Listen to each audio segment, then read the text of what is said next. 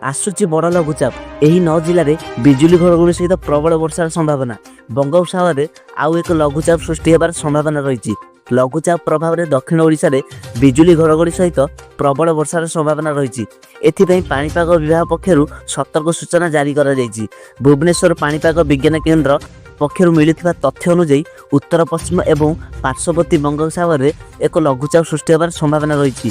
संभाव्य लघुचाप रही जिलागुड़िक है कोरापुट, गजपति, रायगड़ा, मालकानगिरी सहित केन्दुझर, सुंदरगढ़, कलाहांडी, कंधमाल एवं मयूरभंज जिले में विभिन्न अंचल में बिजुली घड़घड़ी सहित प्रबल वर्षार संभावना रही।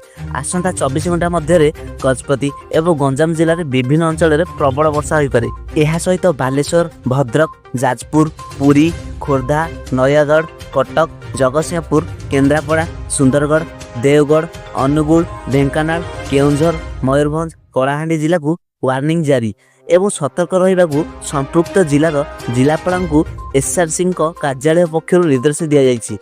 आशा करुछि आजिर एही वीडियो पसंद आसीथिबो। जदि एही भली खबर आगु जानिबाकु चाहंती तेबे चैनल को सब्सक्राइब सहित वीडियो को गोटे लाइक कर दियंतु, जहा द्वारा जेबे भी एही भली वीडियो अपलोड होबो तेबे प्रथम नोटिफिकेशन आपन पाखरे पहुंचबो।